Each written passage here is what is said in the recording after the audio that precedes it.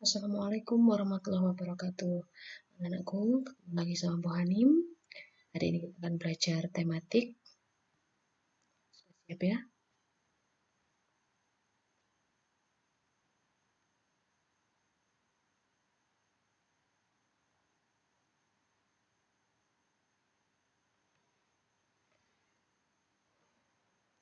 Baik, kita masih di tema 1, subtema 2, sampai di pembelajaran ketiga. Lihat gambarnya saja, peta Indonesia. Ya, hari ini kita akan membahas tentang bangsa kita Indonesia.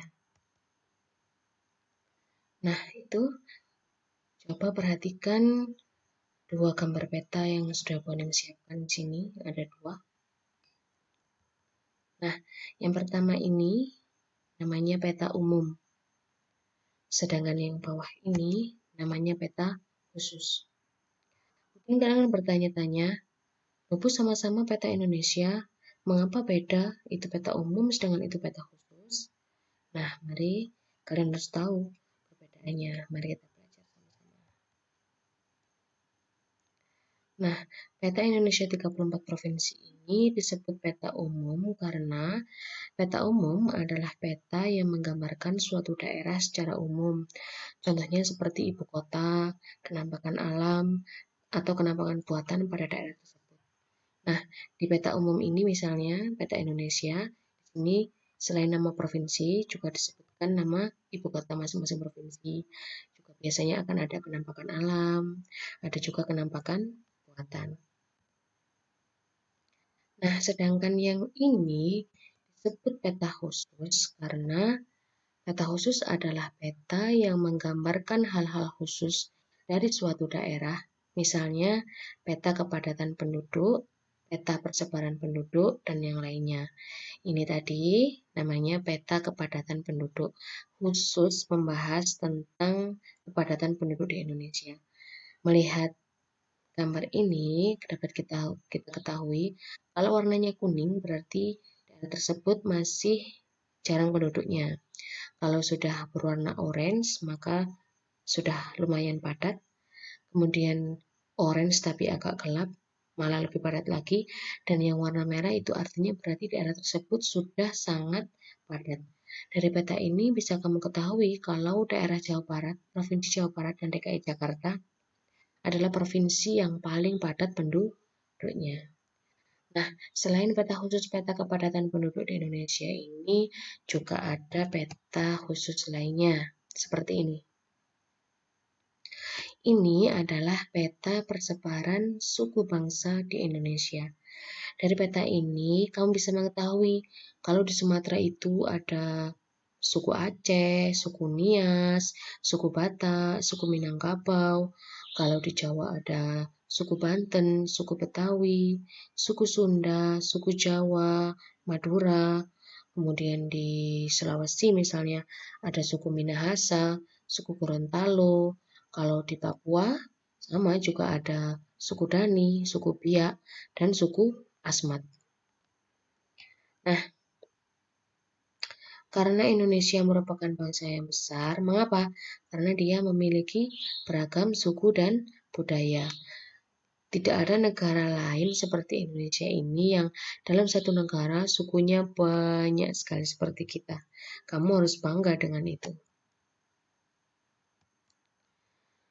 Nah, ini gambarnya, contohnya suku-suku yang ada di Indonesia. Keragaman suku bangsa di Indonesia ini tidak menjadikan kita terpecah belah, tapi tetap bersatu berdasarkan nilai luhur Pancasila. Nah, meskipun kita ini berbeda-beda sukunya, tapi hal ini tidak boleh menjadikan kita menjadi terpecah belah. Nah, kita harus tetap bersatu berdasarkan nilai-nilai luhur Pancasila. Kemarin kan kalian sudah belajar tentang nilai-nilai luhur Pancasila. Masih ingat bukan? Nah, ini adalah contoh perilaku yang tidak sesuai dengan nilai Pancasila. Kalau di pertemuan yang lalu atau di pembelajaran yang lalu kalian belajar tentang perilaku yang sesuai dengan nilai Pancasila, maka sekarang kalian akan mempelajari tentang perilaku-perilaku yang tidak sesuai dengan nilai Pancasila.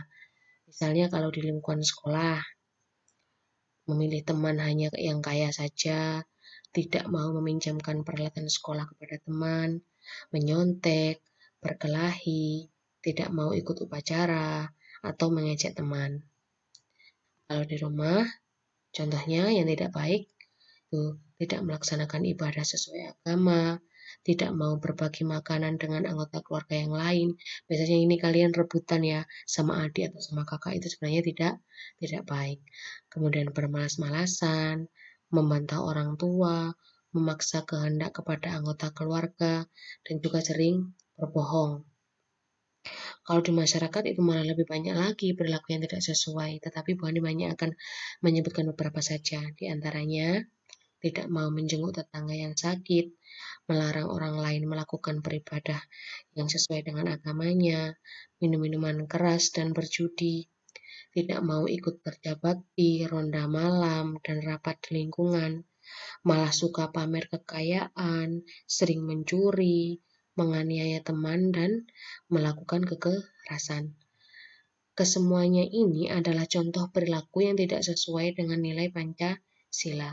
Jika kalian atau di antara kalian masih sering melakukan salah satu sikap yang tadi, maka mulai dari sekarang mari kita belajar untuk merubahnya. Karena kalian sudah tahu kalau hal tersebut adalah perilaku yang tidak sesuai dengan nilai Pancasila.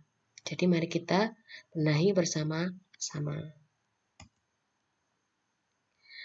Nah, sebenarnya ada beberapa faktor yang membuat bangsa Indonesia ini menjadi bangsa yang besar. Apa saja kira-kira faktornya? Faktor yang pertama, karena nilai-nilai luhur yang ada di tengah masyarakat. Dari zaman dulu sebenarnya masyarakat kita itu sudah mengenal nilai-nilai luhur yang sudah mereka laksanakan di kehidupan sehari-hari. Nah, hal itu masih berlangsung sampai sekarang.